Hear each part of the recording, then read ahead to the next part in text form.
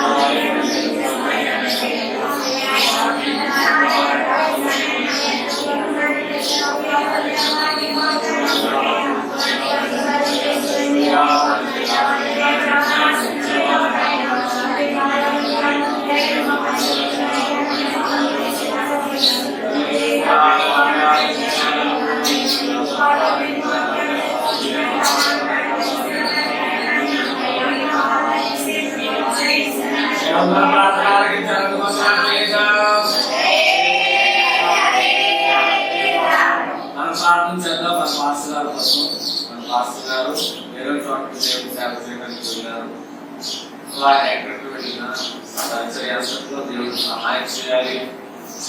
ఆయనకి ఏ విధమైన ప్రాబ్లమ్స్ రాకూడదు, అనారోగ్యంగా ఉండకూడదు. దేవుడు మంచి ఆరోగ్యం ఆయన సచివుడు దేవుడు ఆశగాన్ని ఆచి బాబుగా గ్రహించాలి. వందనానికి దేవుడికి కొద్దిసేపు ఆయన ప్రార్థన చేద్దాం.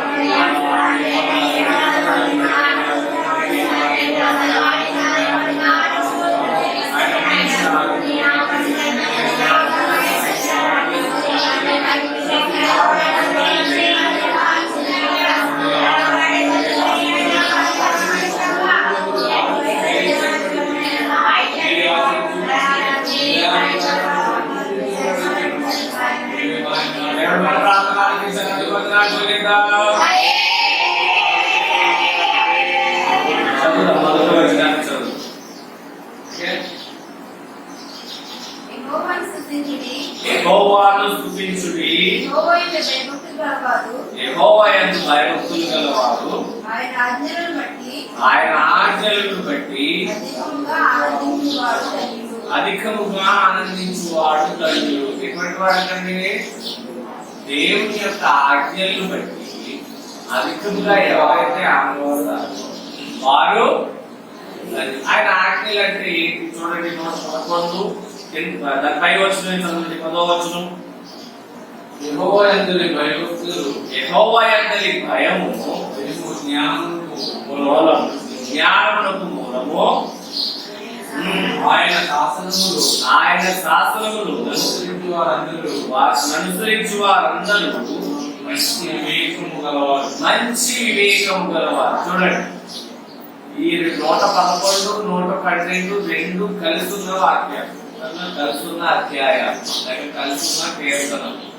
వెంటనే స్టార్ట్ చేయబడిన రెండు కలిపి చదువుకున్నా పర్వాలేదు.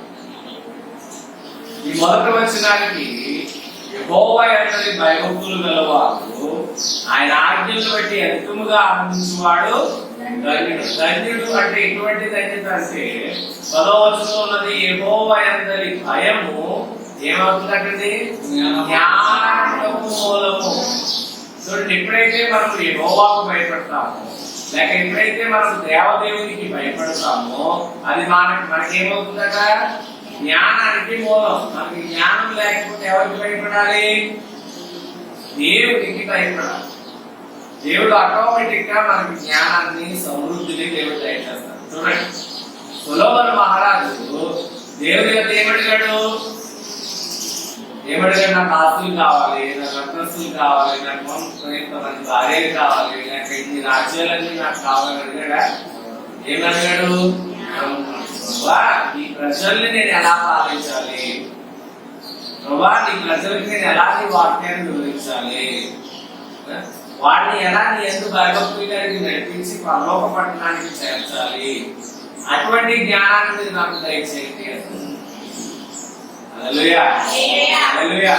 మనం కూడా దేవుని యొక్క ప్రభావం నాకు కావాలి, నాకు ఇది కావాలి, నాకు ఇది కావాలి, నాకు అడ్రస్ కావాలి అని అడగాల్సిన అవసరం లేదు. ఇక్కడ మనం పూడి గుడిసెలో ఉన్నా, ఇక్కడ చిన్న గదిలో ఉన్నా దేవుని యొక్క కనుక మనం భయభక్తులు కలిగి జీవిస్తే సర్వ సృష్టికి సృష్టికర్త యేసయ్య మన కొరకు ఒక స్థలమును సిద్ధం చేయడానికి వెళ్ళారు. వెళ్ళలేదంటే ఆయన చెప్పారు కదా మనకి, మీ కొరకు స్థలం నేను సిద్ధం చేయడానికి వెళ్తున్నా, అందుకని మీరు ఏం చేయకండి, కలవరపడకండి, నేను వచ్చి మళ్ళా మిమ్మల్ని తీసుకెళ్తాను. ఆ సమయం వరకు కనుక మనం యేసు ప్రభు అక్కడ వచ్చేంత వరకు మనం పెట్టుకుంటే కనుక మన పనుల పాటలు ఆయన మార్చబడి ఆయన చెంతకు మనం వచ్చారు. అక్కడ నిత్య విశ్రాంతిలో మనం ప్రవేశించే సమయంలో ఇక్కడ పూడు గుడుసులు కాదండి, అక్కడ ఎటువంటి పూడు గుడుసులు కాదు. అక్కడ వస్త్రాలకు ఇల్లు, బంగారపు జీడులు, అక్కడ కష్టం ఉండదు, అక్కడ నష్టం ఉండదు, చింత అసలే ఉండదు. ఎందుకంటే సర్వశక్తి దేవుడే మన మధ్యలో ఉంటాడు. హల్లెలూయా. అటువంటి నిత్య జీవానికి మనం వారసులు అవడానికి సిద్ధంగా ఉన్నాము. అందుకని మనం ఏం చేయాలి అంటే యెహోవా యందు భయభక్తులు మనం కలిగి ఉండాలి. ఎప్పుడు భయం కలిగి ఉండాలి. ఎప్పుడు దేవుని యందు భయం కలిగి ఆయన ఆజ్ఞలు అనుసరించి నడిచే వారుగా ఉండాలి. ఆయన ఇష్టమైన ప్రజల వలె ఉండాలి, అయిష్టంగా ఉండకూడదు. పాపం చేసి మళ్ళా దేవుని భయభక్తులు కలిగి అలా పాపం నుంచి వచ్చే జీవితము మరణం. ఎప్పుడైతే మనం పాపం చేస్తామో చావడానికి సిద్ధం మనం. అందుకని పాపం చేసి కడుపులు దేవుని సన్నిధానానికి వెళ్తే అది సరైన జీవితం కాదు. యెహోవా యందు భయము మనకేమో ఏం నేర్పిస్తుందట? జ్ఞానానికి మూలం అవుతుందట. తర్వాత ఏమంటున్నాడు? యెహోవా యందు భయము జ్ఞానములకు మూలము, ఆయన శాసనములను అనుసరించు వారు అందరూ మంచి వివేకము కలిగిన వారు. అంటే మంచి మనస్సాక్షి కలిగింది.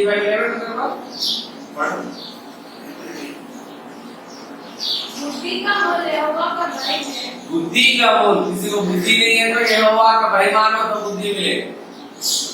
बुद्धि का मूल यहोवा का भय है। यहोवा की भय है। जितने उसकी आज्ञा को मानते हैं, जितने लोग मतलब ఎంతమంది అయితే ఆయన ఆజ్ఞలను అనుసరిస్తారో उनकी बुद्धि अच्छी होती है। उनकी बुद्धि अच्छी होती है, मतलब अच्छा बुद्धि भी है, खराब बुद्धि भी। అవునా కదా? మంచి బుద్ధి చెడ్డ బుద్ధి ఉంది. మనకి ఏ బుద్ధి ఉంది ఇప్పుడు? ఇది నచ్చాలి, అచ్చా బుద్ధి, మంచి వివేకం, అచ్చా బుద్ధి ఆమేన్.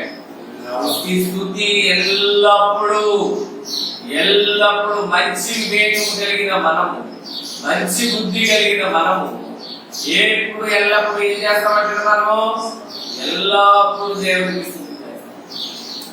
అందుకే అంటాడు అపొస్తలుడైన పౌలు, ప్రభునందు ఎల్లప్పుడు ఆనందించాలి. కష్టం వచ్చినా ఆనందించాలి, కష్టం వచ్చినా ఆనందించాలి, వేదన వచ్చినా ఆనందించాలి, నష్టం కలిగినా ఆనందించాలి, దెబ్బలాటలు కలిగినా ఆనందించాలి, ఇంట్లో ఏమీ లేకపోయినా ఆనందించాలి, కొడుకులోకైనా ఏమీ లేకపోయినా ఆనందించాలి. అప్పుడే మనం నిజ క్రైస్తవుల వలె మనం జీవించగలం. మా అమ్మగారు మాకు చెప్పేవారు, అందరూ భోజనాలు వండుకునే సమయంలో మా ఇంట్లో ఏం వండుకోవడానికి ఉండేవి కదా, ఆవిడ కొంచెం గడ్డి తీసుకొచ్చి పెట్టి దగ్గర ఆ గడ్డిని శుభ్రంగా చుట్టి దాన్ని తడిపి అంటించేదారు. ఏమొస్తుంది అప్పుడు? ఏమొస్తుందా? పొగ వస్తుంది. ఆ గుడిసులో చేయమంటుంది బయటికి, ఆ గుడిసులో చేయమంటుంది పోగలుగుతుంది. అంటే ఇంట్లో ఏం జరుగుతుంది?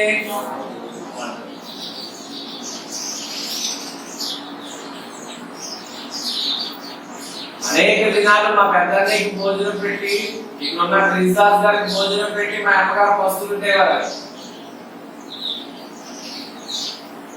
మా పిల్లి గారు తీసుకెళ్ళిపోయారు. మా పెద్దన్నయ్య కూడా మా పెద్దమ్మ తర్వాత తీసుకెళ్ళిపోయారు. అది క్రిస్దాస్ గారు ఉండేవారు ఆమెతో, తర్వాత జేమ్స్ గారు ఉండేవారు ఆమె. అంత కష్ట సమయం. పెద్దన్నయ్య గారు ఒక చోట పాలెతనం పెట్టారు, రెండో అన్నయ్య ఒక చోట పాలెతనం పెట్టిందమ్మ. అంత కష్టపడరు. అయినా కానీ ఎప్పుడు ఎవరితో నాకు తింటారు లేదు. మా ఊరు చుట్టూ మా మేనమామలే 5 మేనమామ ఉన్నారు. ఒక్కరింటికి వెళ్ళి కూడా నాకు బియ్యం లేదురా బియ్యం మా పెద్ద మామయ్య ప్రెసిడెంట్ రావాలి. ఆ సమయంలోనే ఆస్తున్నారు. ఎప్పుడు వెళ్ళి వాళ్ళ దగ్గరికి వెళ్ళి అడగలేదు. ఇప్పుడు రెండో మామయ్య కూడా ఆస్తుపరుడే. వాడికి 4 కొడుకులు, 5 కూతుళ్ళు. వాళ్ళు ఇచ్చిన స్థలంలోనే మేము ఉన్నాం. తర్వాత అక్కడ డబ్బులు ఇచ్చేస్తే రాయించుకుందాం. అటువంటి పరిస్థితుల్లో మా యొక్క జీవన గమనం నడిచేది. తినడానికి తిండి లేదు. ఆ జేమ్స్ గారికి మంచి ఆకలి, చాలా ఆకలి అయింది. నేను పుట్టేశాను. ఆ ఇంట్లో ఉప్పు ఉండేది. ఉప్పు ఎవరికైనా తెలుసా? ఉప్పు ఎవరైనా పెట్టుకున్నారు? వెళ్ళిపోవాలి. ఎవరైనా ఉప్పులు వాడారు తెలుసండి? నీకు తెలియదమ్మా ఉప్పులు? నీకు తెలియదా ఉప్పు? లేవడా ఉప్పు తెలియదా? పైన కింద పిల్లలు ఏమన్నా కుక్కలో వచ్చి తీసుకుపోతాయని అన్నం వండి ఆ పైకి లాగా ఎలాడదీసి నా లోపల పెట్టేవారు.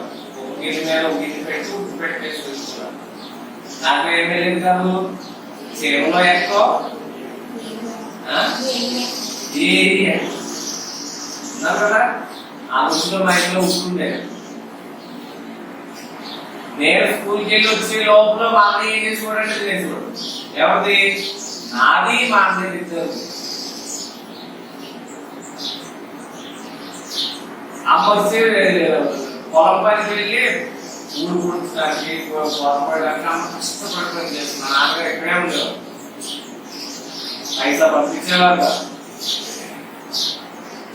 అయినా తన పిల్లల కోసం తన తల్లి ఎలా కష్టపడుతుందో మమ్మల్ని ఎప్పుడు వస్తువులు ఉంచకూడదు అని అలా కష్టపడుతుంది.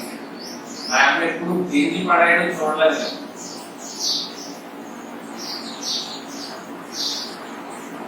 ఎప్పుడు వాళ్ళకి పోయేది. అంత భేద స్థితిని అనుభవించిన మేము ఎప్పుడైతే ఆమె యేసు ప్రభువారిని తెలుసుకుందో, ఎప్పుడైతే ఆమె యేసు ప్రభువారి యొక్క భయం కలిగిందో, ఎప్పుడైతే ఆమె రక్షణ తీసుకుందో, ఎప్పుడైతే క్రీస్తు కొరకు నిలబడాలని సాక్ష్యం కలిగి జీవించిందో, అప్పటి నుండి మా భేద స్థితి వెంటనే తొలుగుతుంది. హల్లెలూయా. ఎప్పుడు మేము ఆకలితో, ఇప్పటికీ ఆకలితోలేదు. ఇప్పుడు కూడా ఎప్పుడు మేము మా ఇంట్లో ఏమీ లేదని వస్తున్నాము అన్న పరిస్థితి లేదు. అంటే దేవుని అందరి భయభక్తులు దేనికి మూలమండి? జ్ఞానానికి మూలము. తర్వాత ఇంకా ఏమంటున్నా? ఆయన శాస్త్రములను అనుసరించి వారందరూ మంచి వివేకము కలిగిన వారు. అంటే యెహోవా యొక్క ఆజ్ఞను అనుసరించి ఎవరైతే జీవిస్తారో, యెహోవా మాటను అనుసరించి ఎవరైతే నడుస్తారో వాళ్ళకి మంచి వివేకం ఉందట, మంచి జ్ఞానం ఉందట, మంచి వివేచన ఉంది. వారి మాటల్లోనే మంచితనం ఏర్పడుతుంది.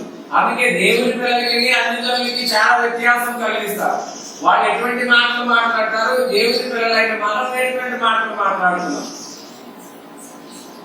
చూడండి, దేవుని భయభక్తులు కలిగిన వారి పిల్లల్లో చెడ్డ మాటలు ఎప్పుడు వారి నోట నుండి రావడం చూడలేని మంచి మాటలు మాట్లాడతారు. ఎదుటి వాళ్ళని పురుకొల్పే మాటలు, ఎదుటి వాళ్ళని ప్రేమించే మాటలు, ఎదుటి వాళ్ళకి మంచి కలిగించే మాటలు. ఇది నాలో ఆ ఊహనం కలిగి ఉండాలి. గ్రంథంలో రాయబడిందో జీవజల నదులు మన పట్టుకోవడం ఏం చేయాలంటే మన ప్రతి మాటలో జీవం ఉంది, ప్రతి మాటలో ప్రతి చేష్టలో జీవం ఉంది. మనం ఏది చేసినా ఒక సాక్ష్యమే. అందుకని మనం ఏం చేయాలి? పాపము చేసేవారుగా కాక యథార్థమైన జీవితం కలిగించేవారుగా, యథార్థమైన పనులు చేసేవారుగా ఉండాలి. యెహోవా యందు భయభక్తులు కలిగిన వారుగా ఉండాలి. దేవుని ఇష్టానుసారమైన జీవితం జీవించేవారుగా ఉండాలి.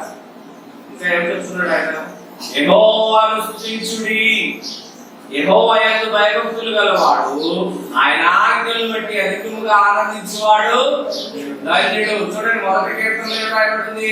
దుష్టుల ఆలోచనలు చెప్పన్నాడు ఒక, పాపుల ఆత్మనిలో ఒక, అపహాసకుల కూర్చుని చోట్ల కూర్చుండగా, ఇంకా దివారాత్రులు ధ్యానించేవాడు. ఏం ధ్యానించాలి? ఆయన ధర్మశాస్త్రము ధ్యానించేవాడు ధన్యుడు. నీకు నాకు ఒకటే ధ్యాస అయి ఉండాలి, నీకు నాకు ఒకటే విషయమై ఉండాలి. యెహోవా యందు భయభక్తులు కలిగిన ఆయన వాక్యాన్ని పఠించేవారు, ఆయన వాక్యాన్ని ధ్యానించేవారు, ఆయన వాక్యాన్ని తో నడిచేవారుగా ఉండాలి. ఇటు గాని అటు గాని, కుడికి గాని ఎడమ గాని వాక్యాన్ని ఇచ్చి మనం నడవకూడదు. అది దేవుని పిల్లలకు తగదు. హల్లెలూయా. అటువంటి వారి సంతానం ఏమవుతుందో చూడండి, 2వ వచనంలో రాయబడింది. చదవండి. వారి సంతానపు వారు, వారి సంతతి వారు భూమి మీద బలవంతులగుదురు, యథార్థవంతుల వంశపు వారు. చూడండి, మొదటి వచనంలో రాయబడింది, లేక 111 లాస్ట్ 10వ వచనంలో రాయబడిన విషయాలు కనుక మనము చేస్తే మన సంతతి ఏమవుతుందంటే దీవించబడుతుంది. మన సంతతి భూమి మీద బలవంతులు అవుతారట. ఏ బలము? బాహుబలమా? జిమ్కెళ్ళి నరాలు వెనక్కి కండరాలు పెంచుకునే బలమా? అది కాదు. యెహోవా యందు భక్తి కలిగిన బలం. అదేమంటాడు? యథార్థవంతుల వంశము వారు దీవింపబడుదురు. ఈ వంశము దీవింపబడాలి అంటే నువ్వు భయభక్తులు కలిగి జీవించు. నీ పిల్లలు సరిగ్గా ఉండాలంటే మొదట నీవు స్థిరపడు, మొదట నీవు భయభక్తులు కలిగి జీవించు. నా తల్లి, నా తండ్రి, నా దేవుని యందు భయభక్తులు కలిగి జీవించారు కాబట్టి మేము ఈ భక్తుల జీవితం కొనసాగించగలుగుతున్నాం. ఎంతో మంది నా కాలం వారు, లేక మాతో రక్షించబడిన వారు ఇప్పటికి ఎక్కడున్నారో ఎవరికి తెలియదు. నాతో సండే స్కూల్ నేర్చుకున్న వారు ఎక్కడున్నారో తెలియదు. నాతో ప్రయాణం సాగించిన వారు, భక్తితో నడిచే వారు ఎక్కడున్నారో తెలియదు. ఎందుకు తెలియదు? వాళ్ళ తల్లిదండ్రులు సరిగ్గా వాక్యానుసారంగా జీవించలేదు. ఇంకో నేను విషయం చెప్తున్నా. ఎప్పుడైతే నేను 5వ తరగతి నుండి నేను 5వ తరగతిలో నేను ఇక్కడ 4వ తరగతి వరకు చదివాను. మళ్ళీ 5వ తరగతిలో ఆహారికి వెళ్ళి స్కూల్ తెలుగు నేర్చుకున్నాను. ఎందుకంటే హెడ్ మాస్టర్ మా చర్చాయనే, ఆయన దగ్గర కూర్చోబెట్టుకుని నేర్పించేవారు. ఒక్కొక్క అక్షరం దగ్గరగా కూర్చోబెట్టుకుని నేర్పించేవారు. వాక్యాలు నేర్పించేవారు, బైబిల్ చదవడం నేర్పించారు ఆయన తెలుగు భాష. 100 మందికి పైగా మా స్టూడెంట్స్ ఉన్నారు మా గ్రామాంతరం. 2 ఉన్నాయి, వేరే పాలనలో వేరే పాలన. మా చర్చ్ పక్కనే ఆ పాలనలోకి వెళ్ళేవాళ్ళు. ఎందుకంటే క్రైస్తవులు ఆయన క్రైస్తవులు హెడ్ మాస్టర్ కాబట్టి వాక్యం నేర్పిస్తారు, ఏవైతే భయభక్తులు నేర్పిస్తారని అమ్మాయికి ఇక్కడే చేస్తా ఉంటారు. అక్కడ నుంచి మా మా మా పాలన నుండి పాలన రావడానికి 7 కిలోమీటర్లు అన్నమాట. ఆయన ప్రతిరోజు ఒక పాట పాడేవాడు, యేసు నీ నామం మధురం అతి మధురం అని. ఎక్కడ ఒంటరిగా కాదండి, ఆ క్లాస్ ప్రేయర్ లో పాడేవాడు. ఆ పాటలో అనేక మంది అధికారులు ఉన్నారు, అనేక మంది దేవుని పిల్లలు ఉన్నారు, దేవుని ఎరగిన వారు ఉన్నారు. అయినా కానీ ఆ పాట ప్రతి ఒక్క బిడ్డ పాడాలి, అది నియమం. इसलिए बस के बच्चे और अध्यापकों के बीच में बहुत इतिहास। ఆయనతో పాటు నాతో పాటు ఇద్దరు కలిసి చదువుకునేవాడు. అదే అక్కడే ఆ పాలనలోనే చదువుకునేవాడు. మేము ముగ్గురు కలిసి ఉపవాసాలు చేసేవాడు. ఒక్కరోజు కాదండి, 2 రోజులు స్కూల్కి వెళ్ళేవాడు.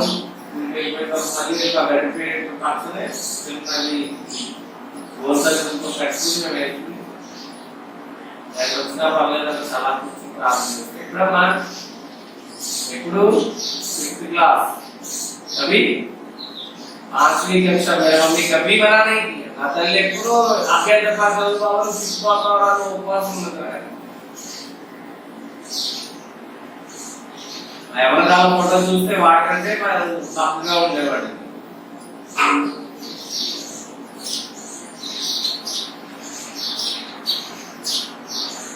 ఎప్పుడు వ్యాపారం అర్థం చేయలేదు, దేవుడి గురించి ఎప్పుడు అర్థం చేయలేదు. అలాగే వాక్యాలు చదవడం, పాటలు పాడుకోవడం, ప్రార్థన చేయడం. నాతో కలిసి ఇప్పుడు అక్క చెల్లి వాడు నా కూతురు కొడుకు అవుతారు. ఎందుకంటే వర్షం బట్టి కూతురు కొడుకు అవుతారు. ఆ అమ్మాయి ఇప్పుడు 3,000-4,000 మందికి పాస్టర్ అన్నారు కాకినాడ. వాడి కింద 14 చర్చిలు ఉన్నాయి. ఆ సంఘంలో 14 చర్చిలు. ఆమె వివాహం చేసుకున్న తర్వాత ముందు వాళ్ళకి 3 సంఘాలు ఉండేవి. ఈ వెళ్ళిన తర్వాత ప్రార్థన పొందారు కాబట్టి ప్రార్థించేసిన తర్వాత తన భర్త బరాబర్ ప్రార్థించేవాడిగా తీర్చిన తర్వాత వాడికి ఇప్పుడు 14-15 సంఘాలు. ఇంకొక నాతో చదివిన అబ్బాయి వాడు నా జూనియర్, వాడు ఇప్పుడు స్కూల్ హెడ్ మాస్టర్ అయ్యాడు. వాడు మంచి వాయిద్యాలు వాయిస్తారు. ఆ కుటుంబం అంతా దేవుని పరిచర్యే. బ్రిడ్జి దగ్గర వాడికి దుకాణం ఉండేది, టైర్లు పంచలు వేసుకునే దుకాణం. ఆ టైర్లు పంచలు వేసుకునే దుకాణం ఇప్పుడు వేరే చోట వాళ్ళకే. వాళ్ళ అమ్మగారికి వేరే సంఘం, వాళ్ళ పెద్ద కొడుకు 4 సంఘాలు ఉన్నాయి, రెండో కొడుకు 2 సంఘాలు ఉన్నాయి, మూడో కొడుకు 1 సంఘం ఉంది, తల్లికి ప్రత్యేకమైన 1 సంఘం ఉంది. ప్రతి ఒక్కరు దేవుని పరిచర్య, ప్రతి ఒక్కరు దేవుని సేవ చేయడం. ఎందుకంటే బాల్యములో నుండి మన పిల్లల్ని దేవుని భయభక్తులు కలిగి నేర్పించాలి. నీ యొక్క నా యొక్క సాక్ష్యం విని వీళ్ళు చూసి మన కాలం వచ్చేసారి మన అంత దిగే సమయంలో వారు సాక్షిగా నిలబడతారు. లేకపోతే నిలబడడానికి అసాధ్యమైంది ఈ లోకంలో.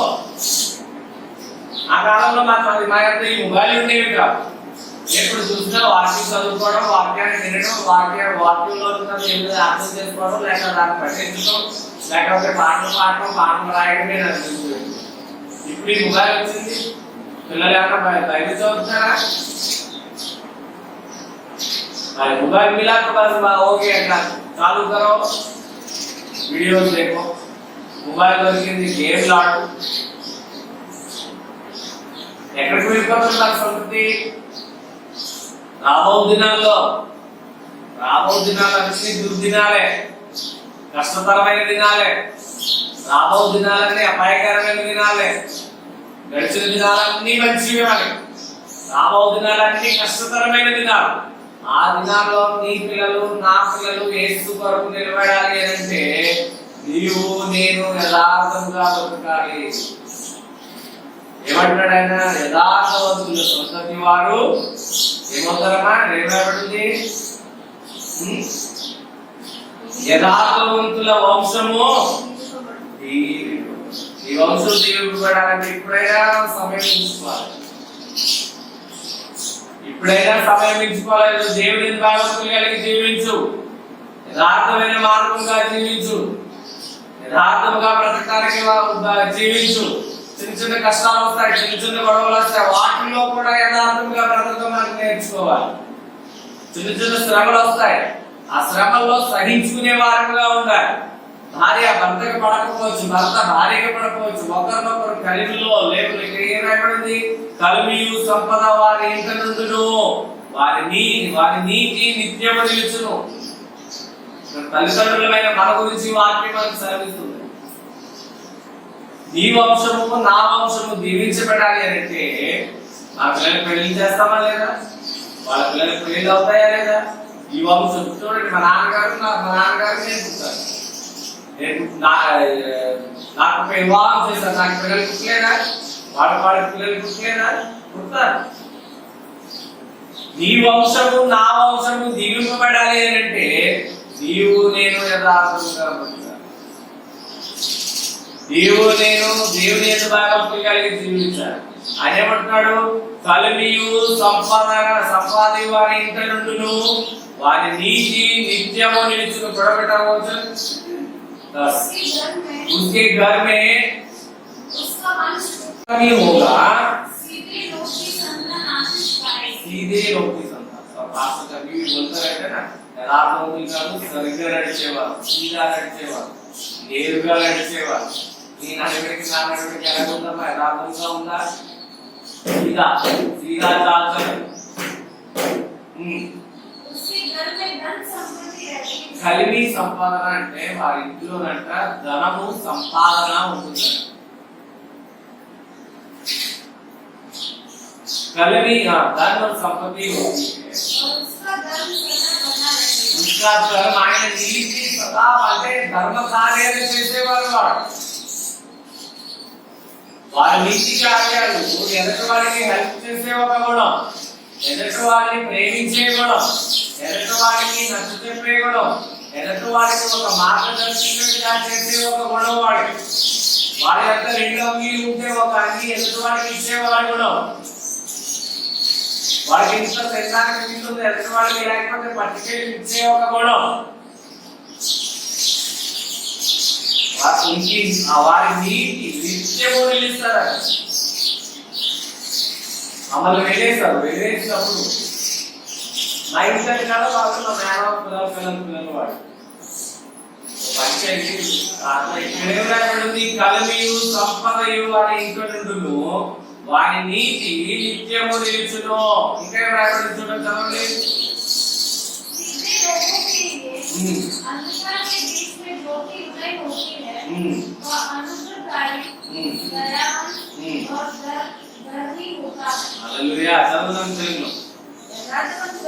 యథార్థవంతులకు చీకటిగా ఉన్నా వెలుగు పడుతుంది. వారి కటాక్షము వాత్సల్యతయు నీతి గలవారు. వారి కటాక్షము వాత్సల్యతయు నీతి.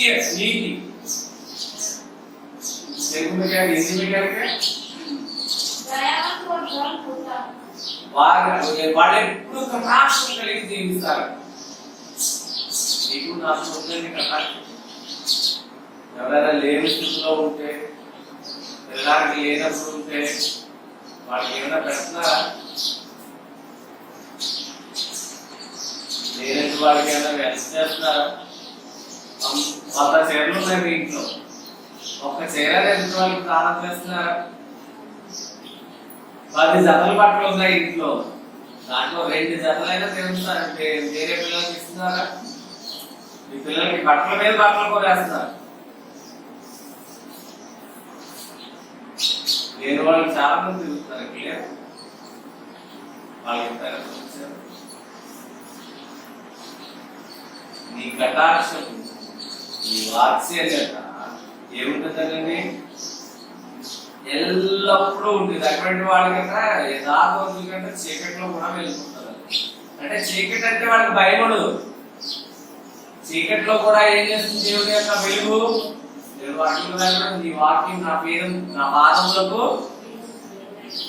ఎప్పుడైతే మనం చీకట్లో నడుస్తామో ఆయన వాక్యం మన పాదాలకు దీర్ఘంగా ఉంటుంది. తన బొగ్గు తగిలి పెట్టుకో.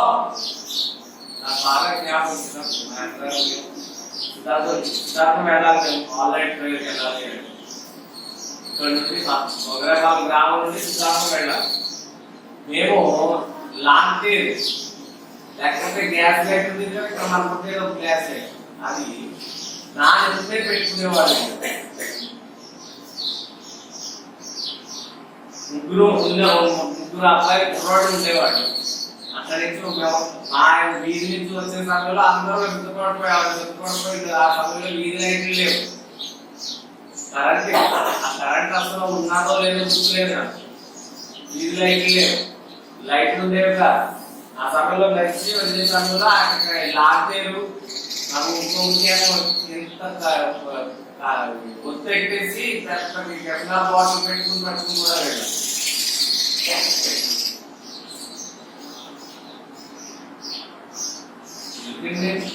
సినిమా చూడటంగా ఎందుకు అక్కడికి వెళ్ళి దేవుని సన్నిధానంలో ఆరాధన చేయాలి ఆశతో. చెప్పులు లేవా కాదు, చెప్పులు అంటే తెలియదు మాకు. ఇప్పుడు మన వాళ్ళు బాత్రూంలో కూడా చెప్పులు వేసారు.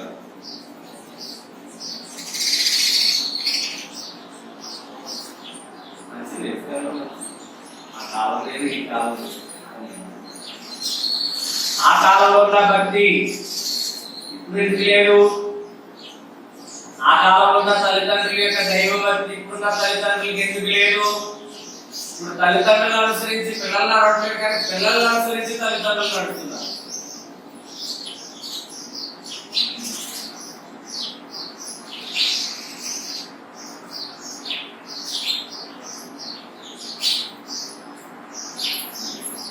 ఎవరన్నా మమ్మీ అయితే మమ్మీ అని చెప్తే మమ్మీ ఆకు కానీ కానీ వీడు ఆ ఒకటి ముందే చూపిస్తాడు. इतना बार बोला ग्लोरी मम्मी आपको कुछ मालूम नहीं है? मैं बोलती हूँ वही सच है। बड़ी बहन तो जरूर बोली हो, ये लड़की तो बिल्कुल बोली हो।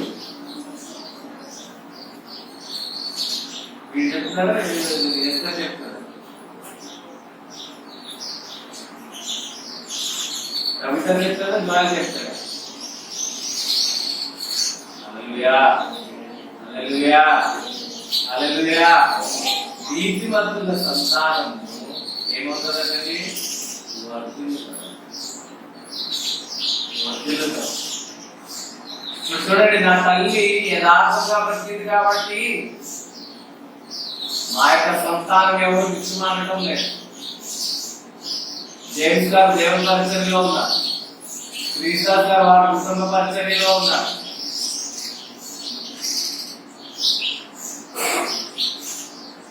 మా పెద్దని గారి వారి వారి కుటుంబాల పరిచర్యలో ఉన్నారు. నేను దేవుని పరిచర్యలో ఉన్నాను, నా కుటుంబ పరిచర్యలో ఉన్నాను. హల్లెలూయా హల్లెలూయా. నీవు నేను యథార్థంగా మనం బ్రతుకునేది, నీవు నేను వాక్యానుసారమైన జీవితం కలిగి జీవించు, నీవు నేను దేవుని ఎదుట నమ్మకముగా కనుక మనం ఉంటే మనకేప్పుడు లేని అంటూ ఉంటుంది. ఇంట్లో ఇది లేదు అది లేదు అన్న ఎల్లప్పుడూ కలిగియు సంపదయు అది ఇంకా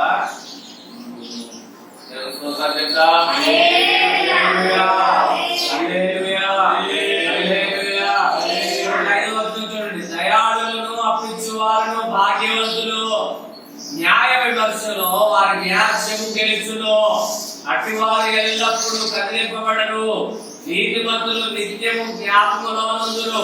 చూడండి, దుస్తులు ఎవరైనా జ్ఞాపకం చేసుకుంటారా? కానీ నీతిమంతుల్ని అయ్యో ఫలానా సహోదరి ఉందండి, ఆవిడ నాకు ఎంతో సహాయం చేసేది, ఆవిడ నాకు ఎంత చేసేది. నేను ఒక 15-20 రోజుల క్రితం సహోదరితో మాట్లాడాను. ఆవిడ తన సొంత అక్క కంటే ఎక్కువ. నా తల్లిదండ్రులు అనారోగ్యంగా ఉండేటప్పుడు వాళ్ళు పాఠశాలలో ఉండేవారు. మా అమ్మ నాన్నగారికి పరిచయం చేసేది వాళ్ళు వచ్చి. నేను దుబాయ్లో ఉండేటప్పుడు ఇంచుమించు గంట మాట్లాడలేదు ఫోన్లో. నేను మా మాటకి అడ్డే లేదు.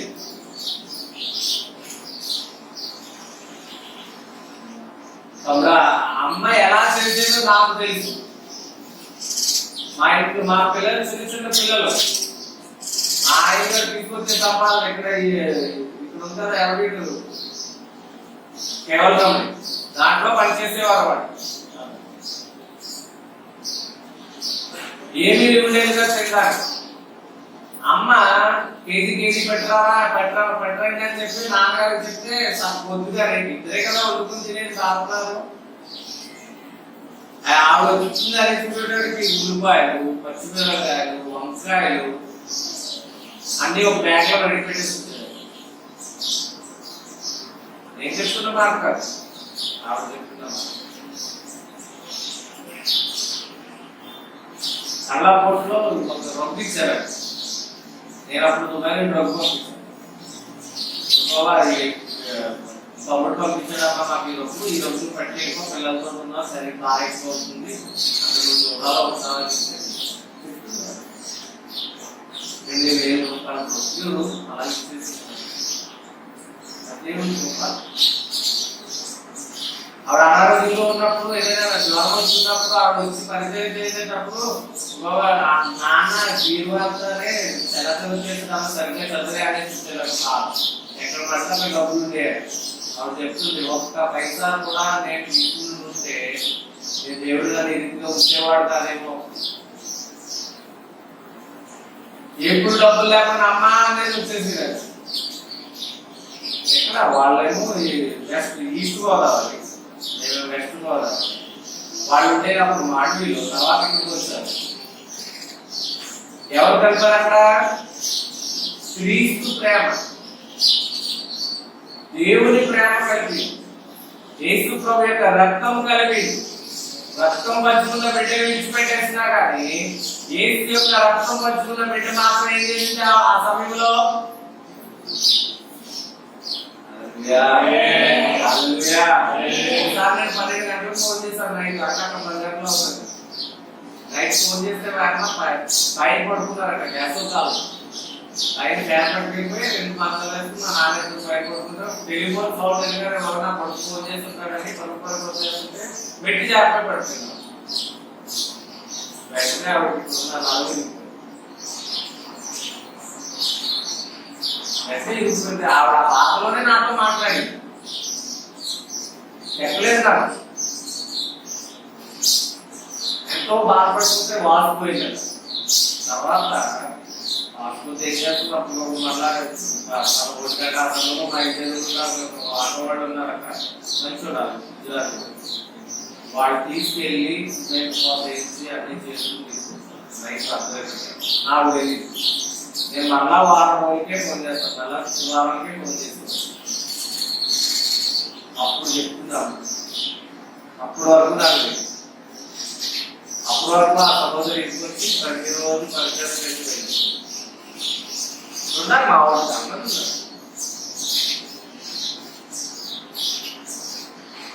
అదే క్రీస్తు ప్రేమ. కష్టంలో ఉన్న వారి దగ్గరికి వెళ్ళి పరిచయం చేయడం క్రీస్తు ప్రేమ. అనారోగ్యంగా ఉన్న వాళ్ళ దగ్గరికి వెళ్ళి పరిచయం చేయడం క్రీస్తు ప్రేమ.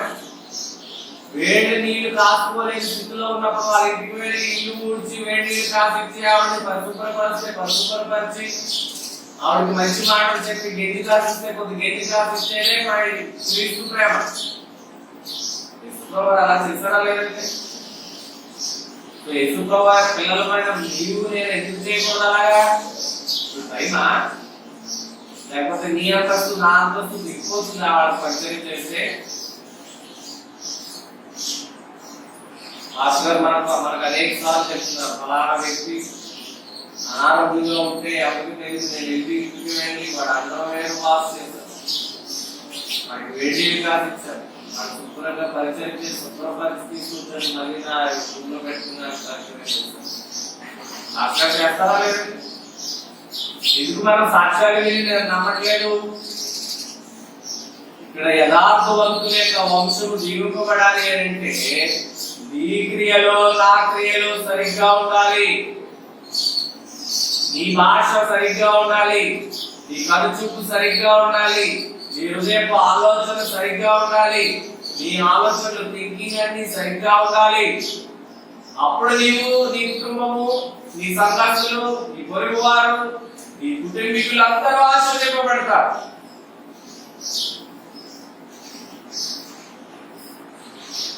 నిన్ను చూసి భయపడిపోయేవారు కాక నిన్ను చూసి ప్రేమ కలిగి మాట్లాడేవారుగా ఉన్నారు. హల్లెలూయా. అందుకే ఆయన అంటున్నాడు, దయాళువును అప్పించు వారందరూ భాగ్యవంతులు అంటాడు. ఇంకా న్యాయ విమర్శలో వారి వ్యాధులు తెలుస్తుంది. ఏదైనా అన్యాయం మనం ఏమో పడిపోతే కనుక మన ఇష్టం వాళ్ళకి సహాయం చేసిన వారుగా ఉన్నాం కాబట్టి ఆ సమయంలో న్యాయ విమర్శ పెట్టినప్పుడు ఎప్పుడు గెలుస్తారండి? ఆ సమయంలో గెలుస్తారు. హల్లెలూయా, హల్లెలూయా. చూడండి, చివరి వాక్యం అంటే కొద్దిగా వాక్యం చదువుతున్నాను, ముగిస్తున్నాను. చూడండి, 7వ చదువు 7-8 చదవండి.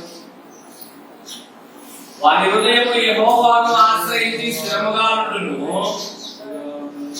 వాడి భూవార్తకు భయపడడు, వారి మనసు స్థిరముగా ఉండును, తన శత్రువుల విషయంలో తన కోరిక నెరవేరు వరకు వాడు భయపడడు. హల్లెలూయా, హల్లెలూయా. చూడండి, దేవుని వాక్యం చదివిస్తుంది, యెహోవాను ఆశ్రయించి వాడు స్థిరముగా ఉంటాడు. అంటే వారి యొక్క విశ్వాసము స్థిరమైనది, కదల్చబడని విశ్వాసం, అబ్రహామును పోలే విశ్వాసం. నీకు నాకు అటువంటి విశ్వాసం మనం కలిగి ఉండాలి. మనము ఆయన ఆశ్రయించి స్థిరముగా ఉండాలి. దేవుని మన యొక్క విశ్వాసము కుడికి కానీ ఎడమకు కానీ తొలగిపోయేదిగా ఉండకూడదు. ఏ దుర్వార్త విన్నా కానీ వాడేమన్నా ఏం చేయబడ్డాడంటే కదల్చబడి ఇలేగానే చాలా జరుగుతుంది. దేవుని అవునా? దేవుని హల్లెలూయా, హల్లెలూయా. మొదటి వచనంలో యెహోవాను స్తుతించుడి, యెహోవా యందు భయభక్తులు గలవాడు ఆయన ఆజ్ఞలను బట్టి అధికముగా ఆనందించువాడు. నీవు, నేను, నీ కుటుంబము, నా కుటుంబము, మన వంశమందరూ దళితులుగా ఉండాలి. మన కుటుంబంలో ఎవరు విగ్రహారాధన చేయకుండా ఉండాలి అని అంటే యెహోవా యందు భయభక్తులు. మౌనంగా కూర్చొని ప్రార్థన చేద్దాం. అందరూ ప్రార్థన చేద్దాం మౌనంగా. వారి వాక్యం మా బాధలకు తీర్మైన వాక్యం ఉన్నాయి. ఈ వాక్యం ద్వారా మీరు నాతో మాట్లాడారు. మీరు మాకు సహాయం చేయండి. ఉండేకు ప్రార్థన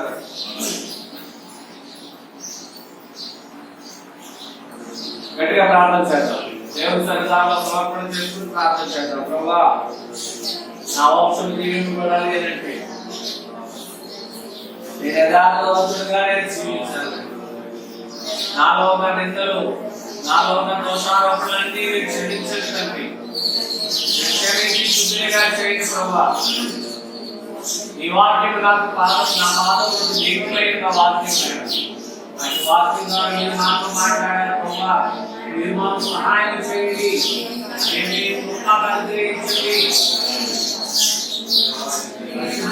మాకు సహాయం చేయండి.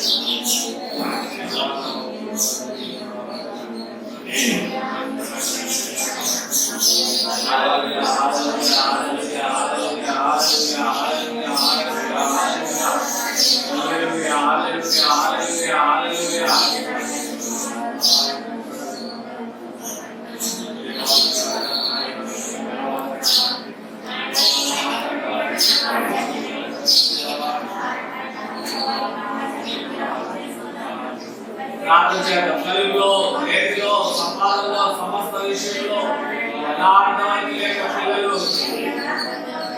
జీవింపబడతారని వాక్యం చదివించండి. వారి అన్ని వాక్యం నడవడానికి సహాయం చేయండి. ప్రార్థన చేద్దాం.